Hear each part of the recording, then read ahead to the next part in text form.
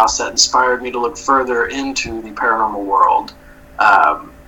And recently, aside from paranormal investigating, I started incorporating my desire for paranormal investigating into my passion for artwork.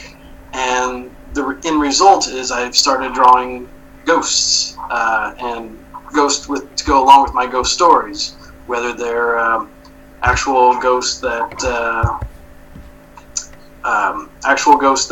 I've encountered as far as experiences, or ghosts that have been inspired by the locations I've been to, sort of a Stephen King-esque style of writing.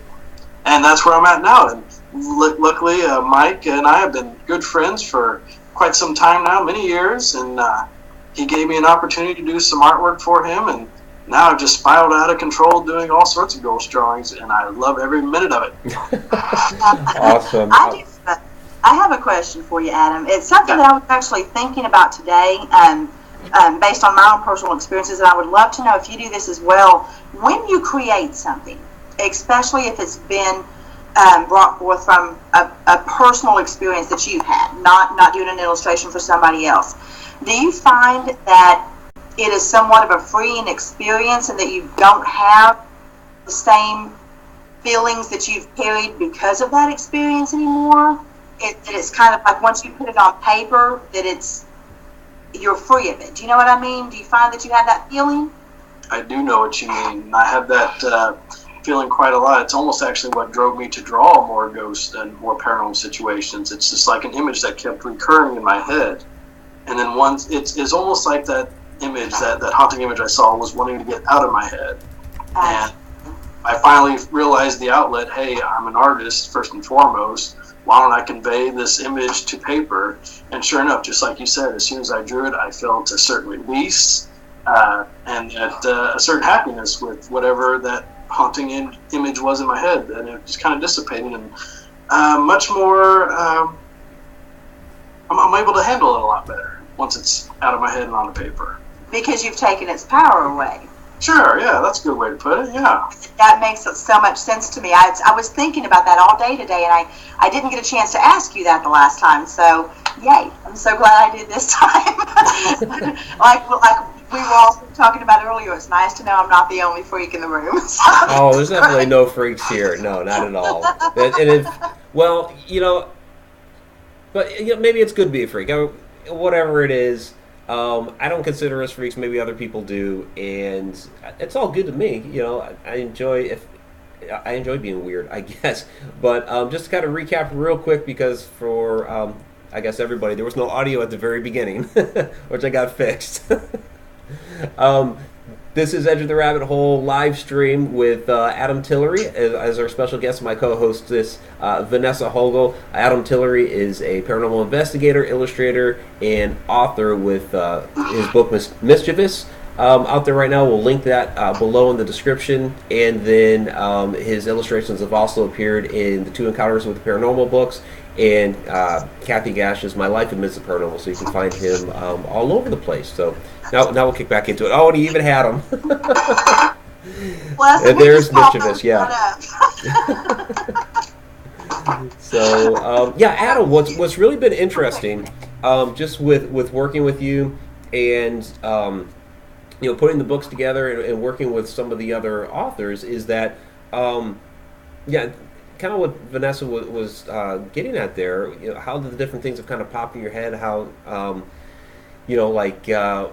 I really first saw that with Kat Gash, where you drew the illustration of James, the colonial boy that she saw, and then you basically did the same thing with Shauna, with Byron, and how you had like a basic little description to go on, and you drew in extreme detail exactly what they saw. So I just find that very, very fascinating how that's really been a gift for you. It's been a fascinating process for me as well. I had never, you gave me the opportunity, and when you told me that, and when Kathy had contacted me about her drawing with James, I thought, like you said, you gave me the basic description, And as soon as I read it once, I mean, I had an image in my head. What you see in the book is the actual image in my head, because I've definitely spent some time throughout my years practicing relaying and conveying what I see in my head to paper as I see it in my head. I try to make it as accurate as possible. So when you told me how accurate it was, that surprised me. And then as I did a couple more drawings that started being more accurate, like with Shauna, that was more surprising to me. So this whole new ability that people keep telling me, that my drawings are eerily accurate to their encounters, is a whole new world to me. Kind of scary, but I'm embracing it, and I think it's helping in some way, and I'm planning to do more with this talent. Now, when you were younger and you were drawing or any type of artistic endeavor, or painting, what have you, and you would make a picture. Mm-hmm.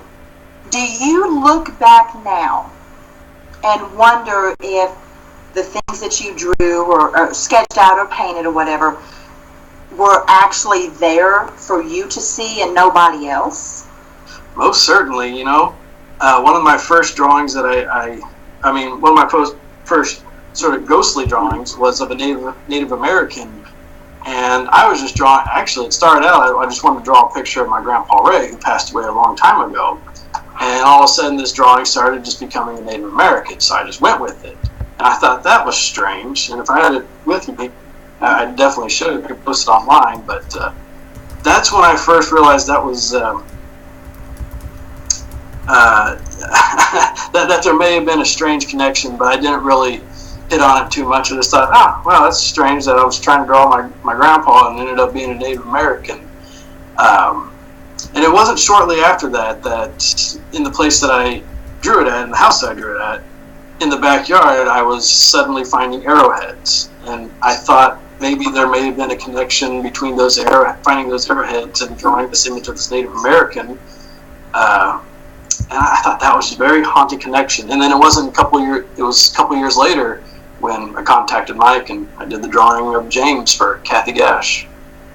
I think maybe the Indian was leading you to the arrowheads. I mean, that's quite fascinating. Did you ever look into the history of the area where you were at? Oh, definitely.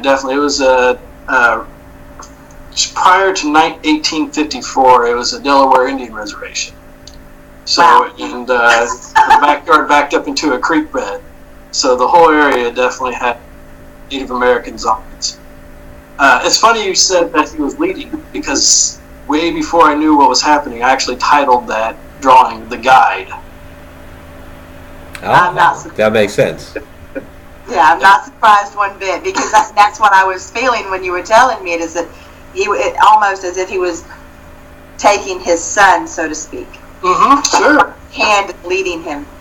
That's what it felt like when you were talking about drawing him, is he was doing that for you. I'm fascinated. I absolutely love that story. That's one of the good stories you want to hear. Sure. The happy intro into the paranormal. Oh, yeah, definitely. Yeah, you hear all these crazy horror stories, but that was actually a really good one. Absolutely. Yeah, that's lovely. It's inspiring, actually. Inspired your art, I think. It really did. Yeah. It's almost like a foreshadowing of things to come for me within the next couple of years after I do it. And here I am now, talking with you guys about these very drawings. Yeah, absolutely. Now, your book is kind of twofold. It has a lot of your paranormal experiences that you've had throughout your life, and then it has some creative works to it as well. Not just the illustrations, but also some some stories you've created. So can you tell us and the viewers a little bit about that? Yeah, sure. Whenever I describe the book, my first book here, Mischievous Ghost Stories and Illustrations, the first half of the book are actual ghost stories from investigations I've done with my team and experiences growing up in the house that I grew up in. And I've always had the stories in my head and the images, but all I could ever do is tell people the stories, and I can never show them the images until it clicked one day. Why don't I go ahead and draw pictures to go with these stories? And then it just sort of spiraled out of control, and now half of the book is actual images of ghosts that I guess you could say I saw with my, I don't know the correct terminology of it, but Your third eye, yeah. My third eye, yeah, there it is, yeah. So, for example, let's see here. Well, actually, a lot of these stories are dreams as well. A good chunk of these are dreams. Like the couple here. I don't know if you can see that, but in my book I got a couple standing in a doorway. And this was an experience from when I was just waking up early in the morning, and I had heard whispering just inside my bedroom doorway. And of course, it freaked me out because nobody else was home at the time. So I, did it what every little kid does and put the sheets over my head. And then all of a sudden, I can hear just on the other side of the sheets somebody whisper, as clear as day, just on the other side of those sheets. And I did not come out from underneath those sheets for the rest of the day until somebody came home. But when that happened, the couple in the doorway is what I had heard. Now, who the couple was, I don't know who they were. Maybe they were the previous owners. Maybe they were, I don't know who they were. But I did hear someone say my name, and that weirded me out. And that's one of my earlier ghost stories in the house that I grew up in. Yeah, but just hearing your name again, it's kind of a more gentle intro into the paranormal.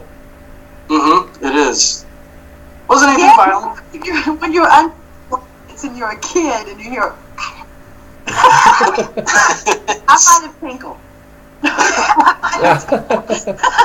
Okay. Bless your heart, because damn, I just don't know about that. That act, I'm hard to freak out. That might have done it. Because my bedroom was not loud. Sure. I was at such a young age that I didn't understand quite what I was hearing, and I just knew that nobody else was in the house. I didn't hear anybody walk into the room, and I'm just going to go ahead and stay under these covers until either one, fall back asleep, or two, someone came home. And I think I fell back asleep because it was a while before anybody came. In that house that you were living in when that happened, did you ever have episodes where you had a heavy smoke smell? Oh, absolutely. Pipe smoke.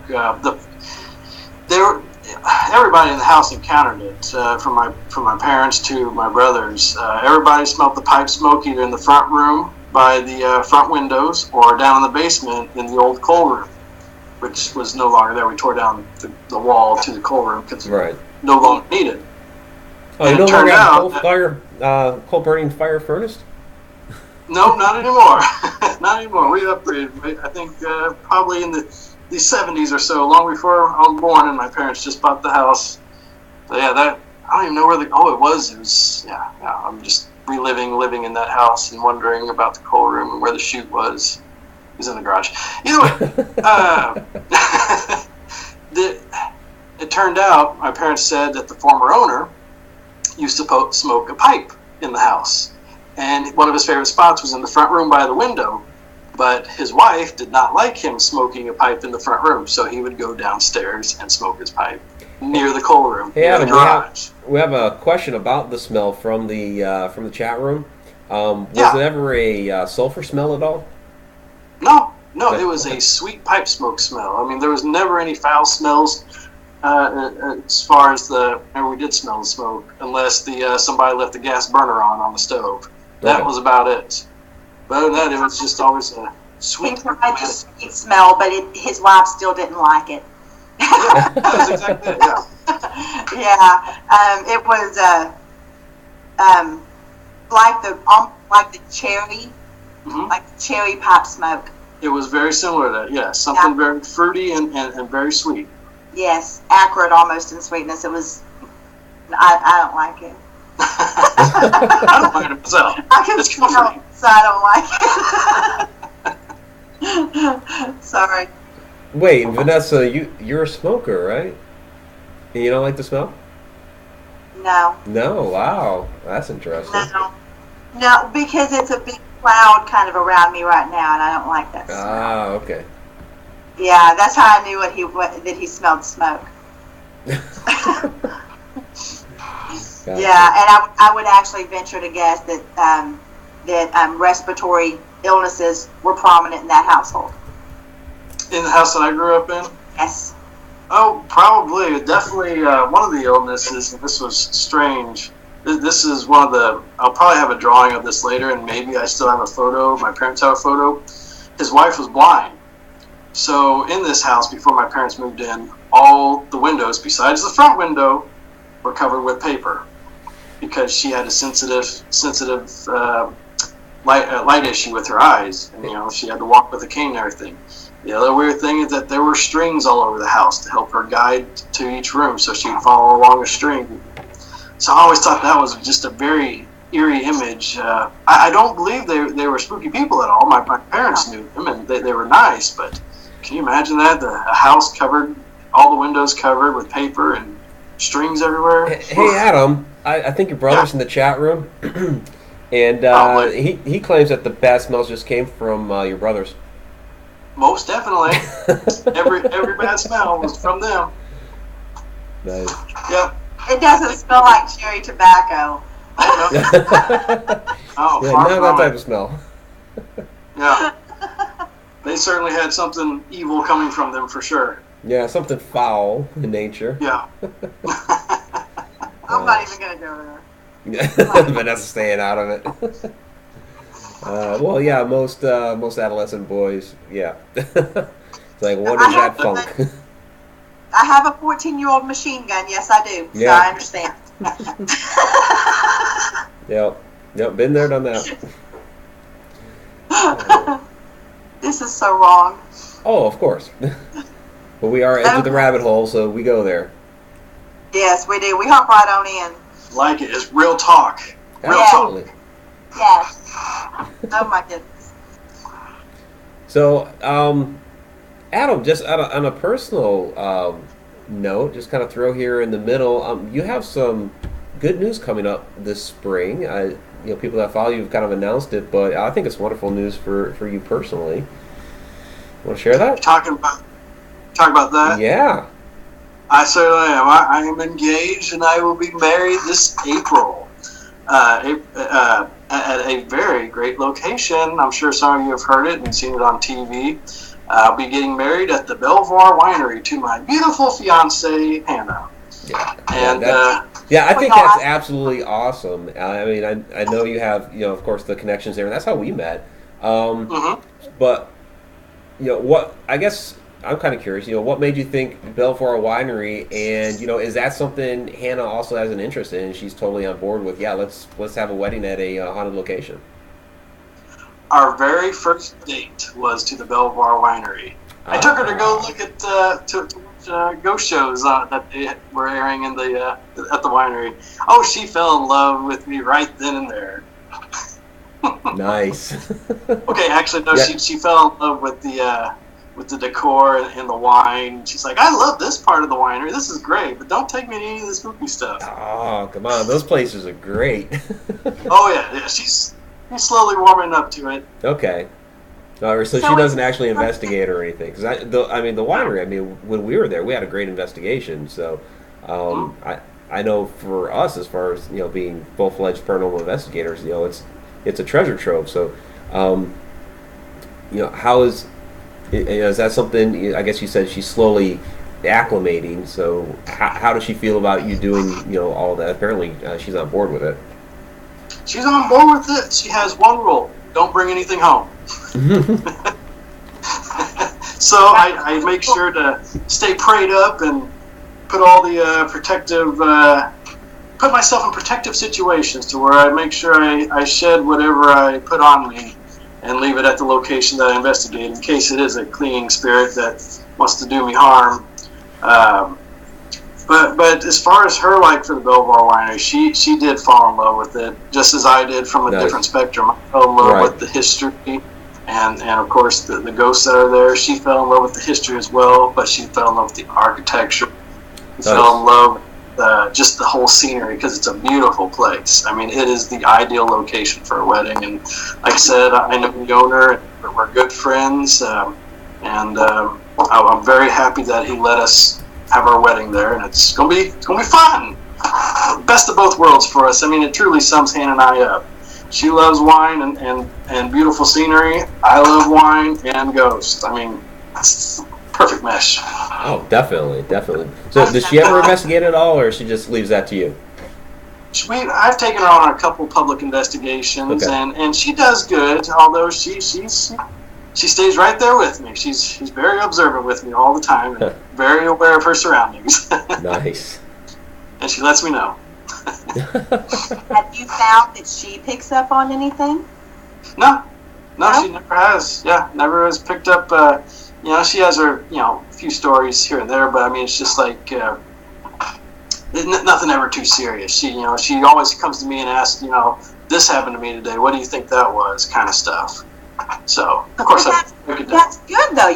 Because you guys can bounce that off of each other. If she's not really into it like you are, and so she's kind of your sounding board, and you hers, and that's really important to have. I think Mike and Shauna have that as well. So y'all are very lucky in that aspect. She's definitely my anchor to reality. Very good, very good. I'm excited for you, and she's gorgeous. Oh, that she is. Yeah. Yeah, I know. Shauna was making some comparisons the other night. So. Yeah. Yes, she does look like she gets that a lot. Where everybody says she looks like Anna Kendrick from the Pitch Perfect movies. Yes, that's what it is. Okay, we're good now. I couldn't spit it out. That's okay. That makes sense to me now. By the way, love the movie. Yeah, they're fun movies. Yeah. That's my go-to feel-good movie. That or 8 Mile. Go figure. 8 Mile. True story. I don't even explain it. I don't know. No. So, Mike, Adam and I were talking about how he's in Lawrence, Kansas. I'm in Oklahoma. And there are some pretty interesting places in between the two. Yeah. And after he and Hannah get married, I'm going to try to reel them down here. Oh, that'd be great. Yeah. And maybe try to get into the Pollard Hotel and the Pollard Theater in Guthrie. Oh, yeah. I mean, Guthrie is the whole town is just fantastically haunted. Just pick a building and, yep, that's haunted. Yep, that's haunted. It's, yeah. Well, they're not letting anyone investigate the Bluebell Saloon anymore. I was just there a few weeks ago. Okay. And they're not letting anybody do that, which I was really disappointed. Yeah, I just found out when I was there because I went in there to eat for lunch, and that was the first time that I had heard about the coffin in the basement. So I'd love to get back in there. I mean, they used to have it open for investigations, but I think it was under different ownership at the time. It's under new. Yeah. And the new. So I found that out. But the Pollard Inn and the Pollard Theater are definitely two places that are on my hit list. Okay. Check it out. I want to see these places. I'll probably look them up as soon as we're done here. Yeah, you got to get down there, Adam. They're great places. Definitely. Just do the whole town. I mean, you can do your own, public tour, really. Just kind of walking around down there and getting a feel for the town. And if there's any of those locations that'll let you in, and I mean, you can get into the Stone Lion Inn.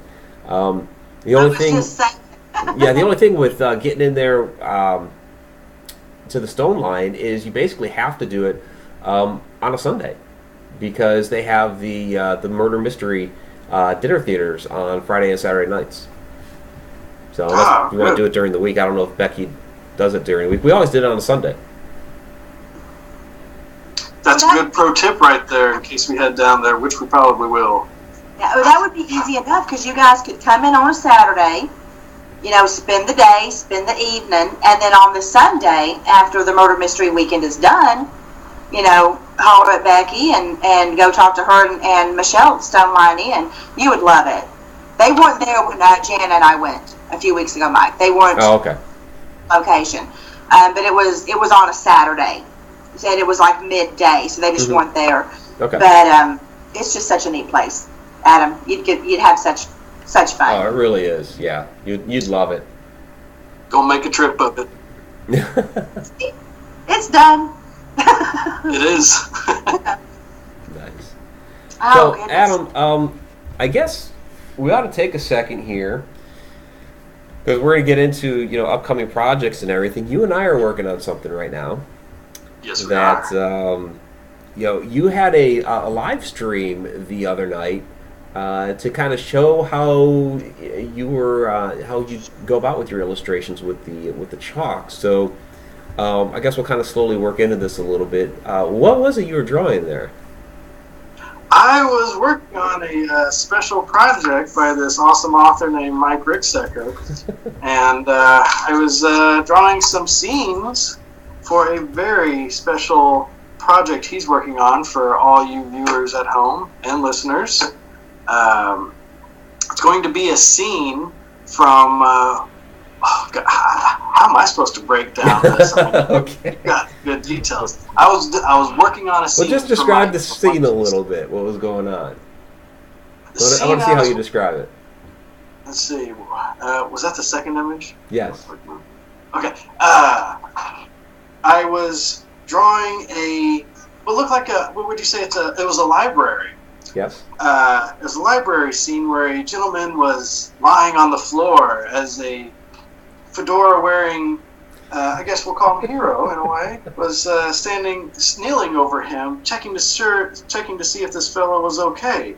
In the midst, there was this small glowing ball above him that he took notice of and was wondering what this ball was floating over this man lying on the floor. And all of a sudden, through the double French doors in the background, came a smaller red ball of light with a tail on it, chasing after this blue light. And then that's where the scene ends. And that's where the scene ends. Yeah. Well, as far as the image goes, that's where it ends. That's where the image is. What Adam is describing, and this should be out as long as I have everything with the website done. It should be out by next week. And it is called the Time Channeler Chronicles, which is a paranormal, supernatural, episodic adventure. It'll be coming out once each month. I'll be writing the stories that go along with that, and Adam will be doing a couple of illustrations, doing 3 to start here to kind of really push it, and then he'll provide probably 1 or 2 or however his schedule provides. And along with the story and his illustrations, there's also going to be a video to go along with that, almost kind of like a little audio episodic episode. So I'll be reading, showing his illustrations and all that. So there's a lot of different ways you can actually experience this story of the Time Channeler. So it'll be interesting to stay tuned for that, and I really appreciate all of Adam's help with that, and so far his illustrations are absolutely fantastic. Yeah, the library scene that you described, Adam, is awesome. I love it. So can't wait to share that with everybody. I can't wait. And for those that are watching right now, Adam did about a week ago. Was it a week ago, Adam, that you did the live feed? I did, yeah. A week ago, he was doing a live feed where he was talking about his process and and how he does things, and we were chatting before the show started tonight that it would be wonderful for those who are interested in exactly how he does things to do another live feed showing you his actual process with the art and the sketches and how things come to life, so to speak, for how his investigations, for the illustrations that he does for others and for Mike. And I think I talked him into it. I think he's going to do it. So, yes.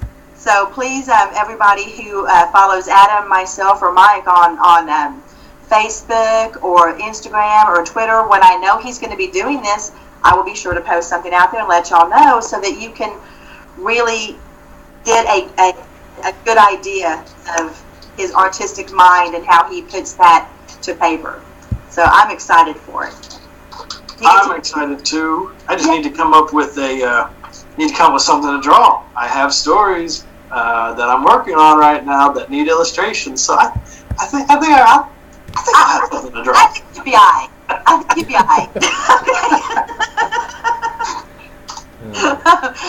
Mike's mentally shaking his head at me. Vanessa, don't say I. Oh, you're fine. You're fine. Now we were talking about earlier. We're allowed to be laid back on this, right? It's our show. Yeah. Certainly is. Yeah. Right. Matter of fact, I'm gonna eat my other nutty bar. And in about another 5 minutes, Vanessa will bust out a cigarette. I just made her spit on the show. You know what? I just might, because it's been a long day. So that's one. Hey, you gotta love a woman who is not afraid to eat in public. Oh, Thank you very much. Yeah, you're all good. Yeah. But, and try to, I'm gonna lick my fingers here in a minute. There we go. But yeah, when you started talking about having stories and trying to decide what you could draw about, I don't know if you've already put this in your book shed or not, because I suck. I work all the time. I haven't had a chance to read them yet. But I would love to see the images that you have in your mind of things that you might have seen at the place that you're going to be getting married. Images of at the Belvoir Winery. Mm-hmm. I actually have one that I've already drawn as well. It's not a large drawing, but it was an image that I drew a couple years back. And I wish I had it with me. I could show you. But yeah, I can get you one. I can get you an image of something that I've seen in the old folks home, the 1905 old folks home. Mm-hmm. It's up on the second floor, and I titled it "The Protector." And it's an image in my head that I saw of turn of the century woman, sort of had her hair up in I don't know, I think it's called an Edwardian style of dress. She was almost like a nurse or a teacher, and she had a whole bunch of kids behind her. It was also an orphanage as well. I mean, the Belvoir Winery was it was a poor farm. It was a nursing home. It was an orphanage.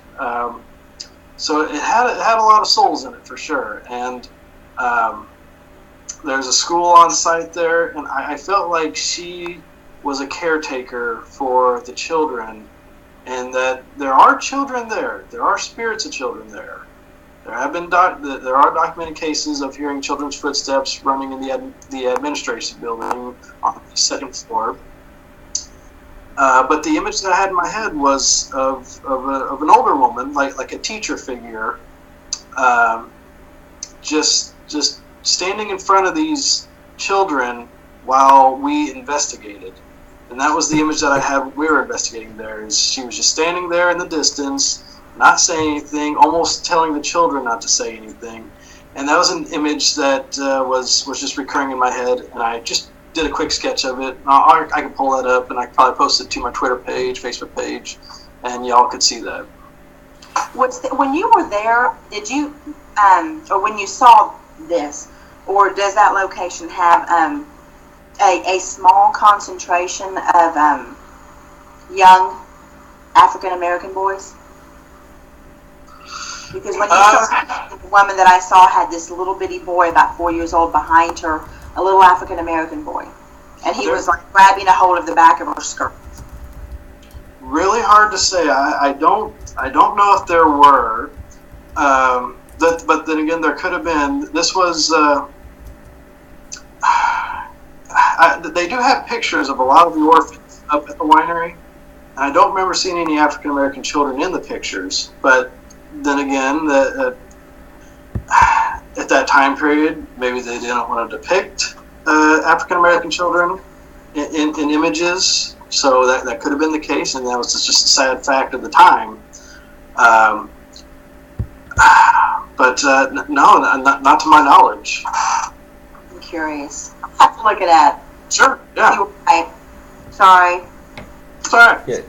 Do you have any type of draw to these type of places? You're talking about orphanage, of course. The Belvoir Winery used to be an Oddfellows home. So, similar type of institution, but for older people. So, is that a type of draw for you at all? There at the winery? Yeah. Or with what you were just describing, an orphanage. So it is a draw for me in a sense that I keep being drawn back there. Right. Yeah, that's kind of like what I mean. Yeah. Yeah, definitely. Aside from wanting to go back and get some wine and enjoy my time there, the buildings always draw me closer to them. In fact, I even wrote a story about how we were working on a public investigation there. We had a group of people. It was my team, and we had split up, and I had taken a group of people. There's 4 buildings on the property. There's the hospital, the 1905 old folks home, the 1955 nursing home, and then the admin building. Well, I was in the hospital while my brother Alec and Gideon were in the old folks home. While in the hospital, actually I take that back. We were all in the hospital. A person had to leave and go back to the winery, so I decided to step out of the investigation and take them back to the winery. And when I got back, they weren't in the hospital anymore. So I went to the hospital, checked in there, nobody was in there. So I started walking back. I was going to go to the old folks home because I thought that's where they went next. And as I'm walking to the old folks home, strangely enough, this was my fiance Hannah was with me that night. I had heard her say my name near the old folks home. So I turned around. She said, "Adam," and it was her voice. I turned around. I thought they were up in the old folks home. So I was like, all right, they must be up there. So I was going to go into the old folks home, but before I crossed the threshold of the old folks home, I had stopped because I felt that it was the strangest feeling of being overcome with don't go in there, don't go in there, don't go in there. Right. Was that initial fear of just it was pitch black in the entryway and going it alone to see if they're there was a dumb idea, or was this actual some sort of paranormal event telling me not to go in there? And in the end, I'm glad I didn't. Whatever it did not let me go in there, because it turned out nobody was in there. They had already walked back behind all the buildings to get back to the winery, and Hannah was nowhere near in sight.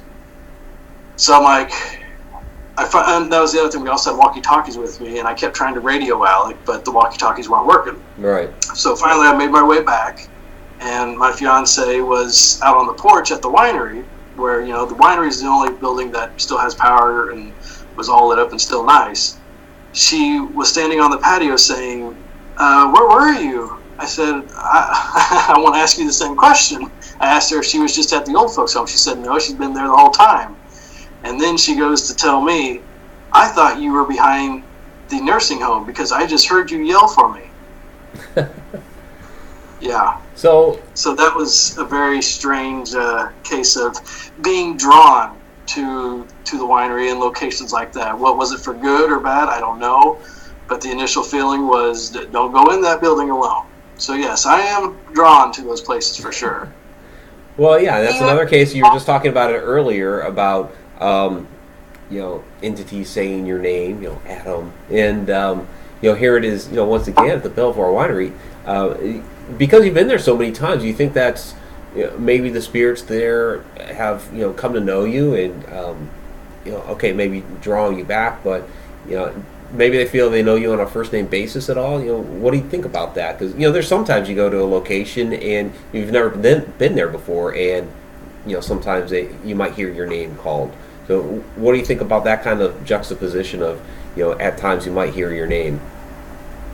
I think at the wine, sure, I would definitely be my name would definitely be said, because Alec and I sometimes like to do Alec Gideon and I like to do our investigations. We start out introducing ourselves. We only say our first name because we want to get on a personal basis, or try to get on a personal basis with whatever spirits may be in there, because we want to talk to them as if they're still real people, which right. Yes, they kind of are.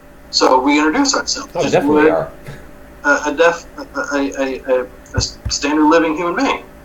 So, and we've done that so many times, where we've done so many public investigations there and introduced ourselves so many times that I'm sure a spirit got to know one of us and got to know our names. But as far as like locations you go to and you hear your name said, I feel like when you go to a location you've never been before and you still hear your name said, that's one of two things in my mind. That's either a guardian of some kind following you, or something bad trying to get you to be really into this place. Like saying, wow, it said my name. I really like this place.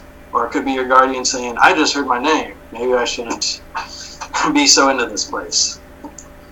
So, but I do believe there are intelligent spirits out there as well. They can remember still and recall names when they see a face to go with it. Do you ever draw when you're on an investigation? Do you take a sketch with you or anything? Never have. It'd be an interesting thing to try out. You need to do that. It would be very interesting to see what the spirits would tell you while you're there. Mm-hmm. As opposed to putting the image in your head, it would almost be, and I'm speaking from experience on this, as if they're right here over your shoulder giving you the description. It's almost what it feels like whenever I do come up with the images in my head. It does feel like there is something whispering it in my ear, or as if I have a pair of headphones on. That's what exactly. But just to see, I would love for somebody to videotape you while you're doing that investigation. Yeah, that'd be really interesting, actually. I mean, next investigation. Yes, I highly recommend it. I've done it myself with Gwen with BPI, and it's a fascinating process, and you'll be able to look back on it. And it's weird because you'll watch your own face, and you can almost see, okay, well, they told me this at this minute. Mm-hmm. You know, they told me this at this minute, and you know what you're doing, and it's a totally different way of getting the message, and it kind of does something to the image. It's very haunting. Sure it is. to see it, you know. But yeah, I would love to see you do that. It, in a sense, automatic drawing, to have you do that. Shot. Yeah. Results, you know, come from with that. I'm fascinated by that. You know that, Mike. Oh yeah, I know. I definitely know. Yeah, and Vanessa is the work that she's done with that is really, really interesting. So yeah, for you, Adam, to do something similar, kind of do the same thing. You know, and the way it happens for each of you is a little different. So to see what you're able to come up with, Adam, I think would be really, really interesting, because I know it's going to differ from Vanessa, and that's what I guess that's something that fascinates me, is that you both have this gift, but it's a little different. See, I love it. I encourage every team to do that. Because to me, you're the best equipment you're ever going to have. Ever. Better than any EVP, better than anything. Because especially you with having an artist background, not everybody has that. You know, but I've told Mike to do this. You know, when you're somewhere, you don't have to be Picasso or Goya to be able to make a legible image. And you find that when you actually do that on an investigation, you get so much more information. It's like, because they're watching you do it, and they want you to do more. And so they give you more detail. And then they'll throw a word in your head, and you write that down next to it. And then they'll put a date in there, and you write that down next to it. And then when you're done with that investigation, you take that paper or that notebook, whatever it is, and then you've got that tangible piece of evidence that whoever does the research for your investigations can go after and say, okay, well, I found this. And this is where you hit on this, and this is where you hit on this. And I mean, just the information alone makes it so worth it. Hey, Vanessa, it's frustrating you're doing it. I have a question for you about that. You know, because you've told me before that you'll get an image in your head, you'll hear a word or many words or even a sentence. What about, have you ever felt like somebody has done the drawing for you? Because some people say that happens to them as well. Does that ever happen to you?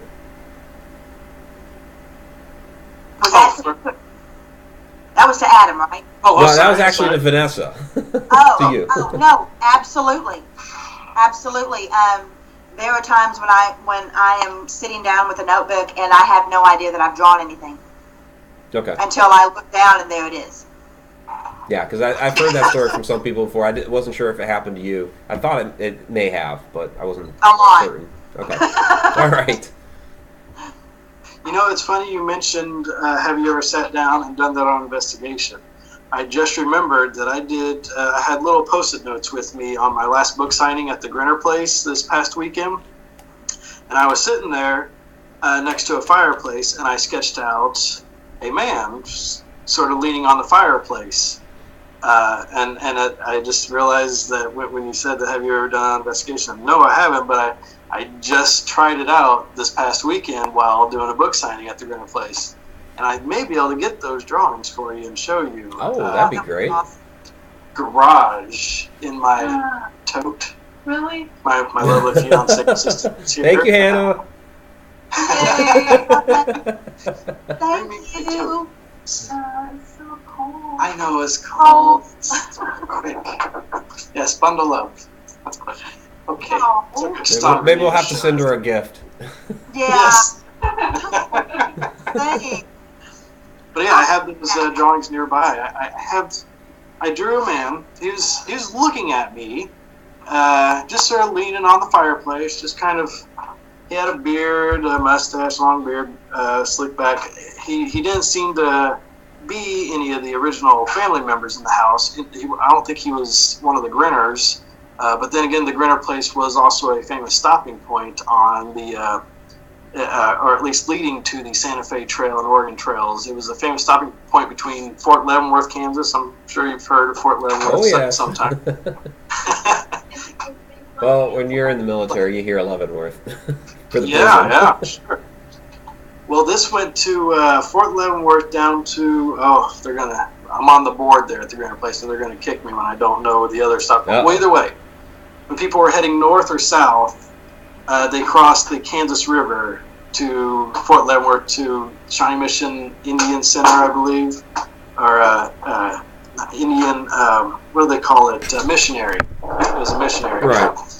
And the Grinner Place Moses Grinner was a famous, not famous, but he was the place to go to cross the Kansas River because he had a ferry crossing there. So many pioneers would cross at his ferry, camp on the grounds, hang out for a while before heading north to the Fort Leavenworth or heading to the Oregon Trail, Santa Fe Trail. So this image of the man could have been just a simple traveler, just hanging out there. Maybe he died of, not to be cliche with Oregon Trail, cholera there. Well, yeah, that happened, definitely. Yeah. Maybe 1 second, I will grab those drawings. I'm excited. Yeah, gotta. I'm really interested to see what these are. Process. So right now I just have the screen up with you and Adam. So we're waiting on him. And you got him? There I am. There he is. All right. So, they're not the best drawings. They're just done with a pen.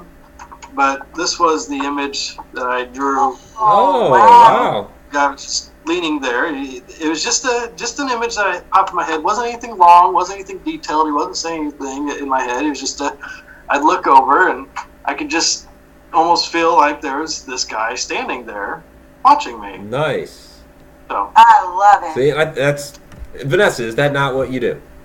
That's absolutely what I do, and I love that you have so much personal detail in that. Go back. Yeah, go back. what was the go other back. one? I need to see the other one. I need to see the other one. Well, this one it was strange. Is that the woman? It was a woman. She's wearing a long dress, and she had her hair pulled up, tie on her head. Because I saw her about 5 minutes ago when you started talking. Pull her back up. Yes. Okay. Yeah. The fireplace was over here, and the doorway to the kitchen was in front of me, across the dining room tables. You could probably see the dining room tables there. Yeah. And the strange thing was, I couldn't see her face. In my head. That's why I didn't draw one there. So, but she was just standing there. Her top was white. It was white, really? All right, yeah. You know what? I believe it was, actually, because I just don't remember so much. She was just a very vague image of a woman just standing there. Yeah, she was more of a seen and not heard type of person. Very much in the background. Server. Were there stairs that led up in the back, that servant stairs? There is a basement, and the room that she's standing in, this type of house, she would be on the other. There's a dining room, but if you go through that doorway, I forgot what they call it. Maybe not a causeway, but like a breezeway. It would be like a little outside hallway between the house and the kitchen. And in that little hallway, there were stairs that would lead underneath the house to the cellar. Yeah. I saw her about 5 minutes ago. So yeah, that's important. The fella that you just put up, and we can go back to him now because she's made herself known. Okay, him right there, and this is what I want the viewers to see and to really understand. And one of the reasons why I really want you to do one of the live feeds to show people this process is if people will pay attention to the eyes, the hand, the emotion in the face. This is not something that you think of at random. Generally, if you're going to draw a picture of a person, unless you're looking at something, there are going to be very mathematical equations to the face. We know that the eyes go here, we know that the cheekbones go here, and the nose is at this particular angle, and the mouth, and everything is just so because we are taught to draw pretty. Mm-hmm. We're taught to draw pretty. But if you will look at this gentleman and see that you can tell that he's got a weathered face, he's lived a life. There's by the shape of his nose, by the width of the bridge of his nose, that there's quite possibly quite a bit of alcohol, in his past. But he hasn't been a hard worker. His hands look gentle, even though this is done with a pen sketch. There's so much detail, so much personal detail down to the lines on the forehead and the going back of the hairline, that this is not something you make up. This image has to be put in your head from something. So if you're not looking at this image and drawing it, but you're seeing it in your head, it has been put there for a purpose. Amazing. It's automatic drawing. Right there. And I'm so thankful that you had that, and I'm so pleased that people got to see that, so they can get an idea. It's kind of like I did a sketch in one of my books of the woman that was quartered. She was hung and quartered. Right. So her arms and her legs are laying on the floor, and it's just her body and her head. And there's quite a bit of detail. Mike can attest to that in that picture. I ain't drawing that on a Saturday for fun. Mm-hmm. So it's that image had to be put there. I don't look at magazines that have women cut up in them, so that image had to be put there. So it's for people to be able to see that and understand it. That just it really makes people understand where this comes from. And I mean, I hope I just went on there, but do you understand what I mean? I do, yeah. I know exactly what you're saying. I mean, it wasn't like I'm going to imagine this dude with a nice full beard with hair slicked back and somewhat of a sweater jacket of some kind. I just saw his image. It was just almost as if somebody took a picture of him, or I snapped a photograph in my mind of a guy standing there, and again I just relayed it to paper. It wasn't imagined. I mean, obviously this is a real quick sketch. I mean, I drew it as soon as I saw it, or as soon as I started developing in my head. You can almost hear him talking. The sketch is that good. You can almost hear him talking. The sketch is that good. And I love the detail in that sketch. Automatic drawing, right there at its finest. And I've done this my whole damn life, so for me to say that means something. I'm telling you right now. That's brilliant, Adam. Well, thank you very much. You're very welcome. Too, but it's cool. I mean, hey, it's not hurting me. I hope it's not hurting me. I give credit where it's due, and that was very, very, very detailed for just a quick sketch of something that you saw in your head. I love it. I'll definitely start carrying more of these little, note cards around with me and keep a pin on me, and I'll start doing it more often, where I see images in my head that shouldn't be there, I guess, in a way, or just seem to pop up without any effort in imagining. And that's why I think you'll be surprised. That's why we are edge of the rabbit hole. We venture down those paths, but we are. That's true. But we are coming up to the end of our show, guys. Did you realize that?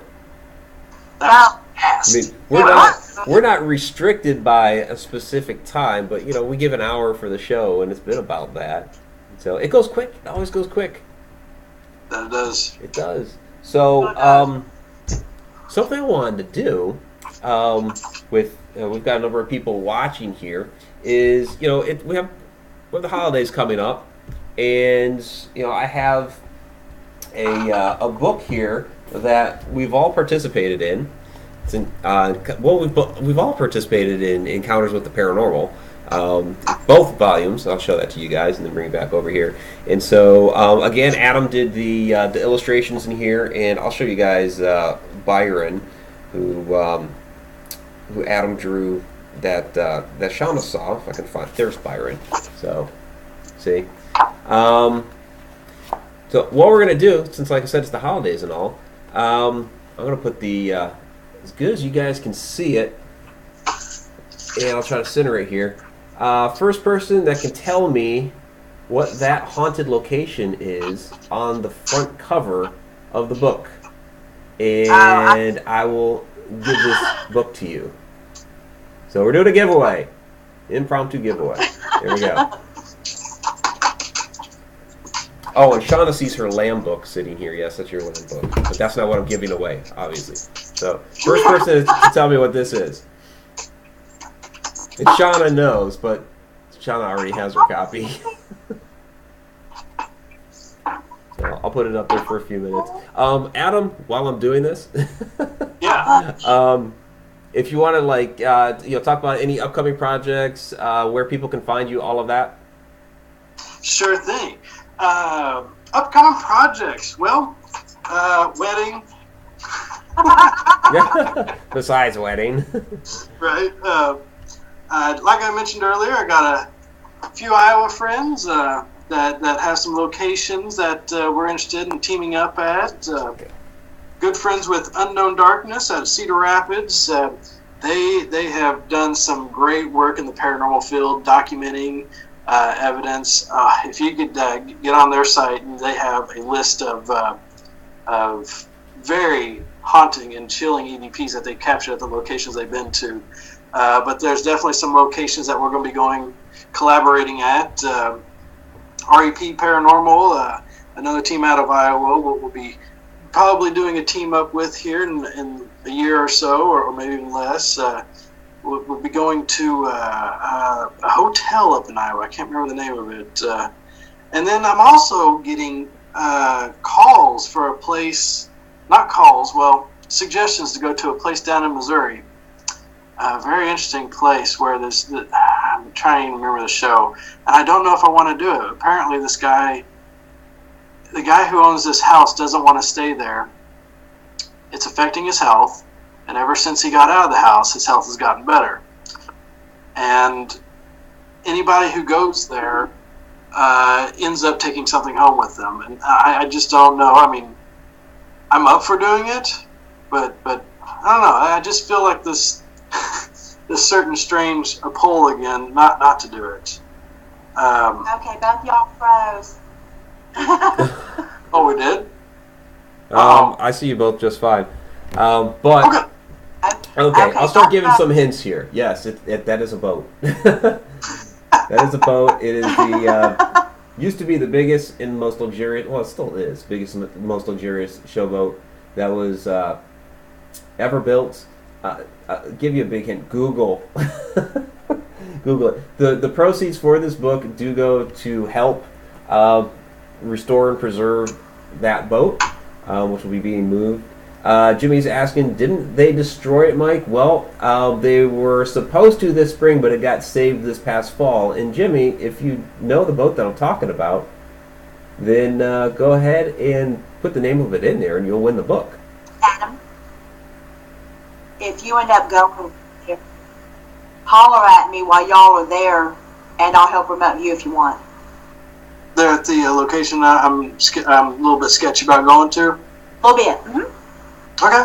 All right, yeah, I'll definitely let you know about what we plan to do at that place. I can't wait to get a documentary out for. We have several investigations at the Creeps Ghost. Katie's got it. Oh, there Katie, it yep, is. Goldenrod Showboat. There Okay, it is, sir. just go ahead and you can contact me on Facebook, or well, I guess you know Adam, so you can and we'll hook up, and I'll get you the copy of this book. So there you go. Awesome. Thank you, Katie. Yay, Katie! Woohoo! Hi, Katie. And Josh. Well, we'll I know do more Josh is watching giveaways too. as we go through, and I guess we'll pick something a little less hard. I don't know. I didn't think it was going to be that hard. There we go. So, but yeah, Adam has illustrations in here. Vanessa has a story in here, and then I have the forward and a couple of stories. Shauna, who's also in the chat right now, has a couple of stories in here. There's an entire section in the back of the book on the Goldenrod Showboat. So because, like I said, part of the proceeds of the book are going to the restoration and preservation of it. So there we go. Not trying to steal your thunder, Adam. Just cool. He's got it up on his screen too. Thunder.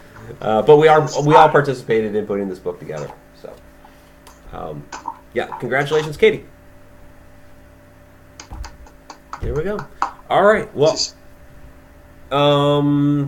any other way that you want to throw out there? Any other shout-outs or ways that people can get in touch with you, Adam? And then we'll wrap it up. Sure thing. Pretty much, if you go to Instagram, Twitter, or Facebook, I think I got it all set up now. My handle is at AdamTillery7. I think I did the right. Nope, 7. At AdamTillery7 on Twitter, Instagram, Facebook. Email address is at AdamTillery7@gmail.com. Questions, concerns, whatevs? What are you doing? Kind of on the weekend, kind of thing. Shoot me a tweet. I do a lot of stuff on Twitter. And well, actually, all the social medias. I'd like to do more stuff on Twitter. It's quicker, it's easier, it's fun. But I do most of my stuff on Facebook. Either way, yeah, at AdamTillery7. At AdamTillery7. There you go. So, yeah, I want to thank everybody who came out to watch tonight. And I'll just kind of go through. Of course, there was Katie, who just won the book. Jimmy Cortez. Andrew Cox just showed up. Thank you for joining. Alec, Adam's brother, is out here. Of course, Shauna is in there, and we've been talking about her a little bit. Who else did we see this evening in there? Janet Wolf, Carrie Parrish is there again with us tonight, and I'm trying to grab a couple. Lenora was here earlier this evening too. She might still be on, but was in the chat as well. And Carlos, and I'm trying to see if there's anybody else that was in the chat.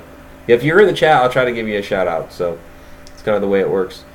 And I guess that's all I got right now. So really appreciate everybody. What's that, Vanessa? Those who are in the chat need to be sure to share the post for this video. Get that out there and let all the friends know they need to go ahead and sign up to Haunted Road Media, so they'll have a notification for our next show. Yep. Subscribe to Haunted Road Media. Thank you, Vanessa. It's why we love her, darling. So yeah, subscribe to Haunted Road Media. Also, go to Edge of the Rabbit Hole. Well, it's currently still a radio show on the Facebook page. So go ahead and like that. Follow us there as well, and then follow Vanessa and I as well. We've got all kinds of stuff coming up. We will be doing a live stream next week. We usually go every other week, but we're thinking about changing that up for the coming year, maybe going once a week. We might stick with Tuesdays. We'll decide on that a little bit later on. The next week is going to be our last show of the year, and then we'll be back in January. So I guess that's it. So thank you all for coming out this evening and watching us. For Vanessa Hogle and Adam Tillery, I'm Mike Ricksecker. Until next time.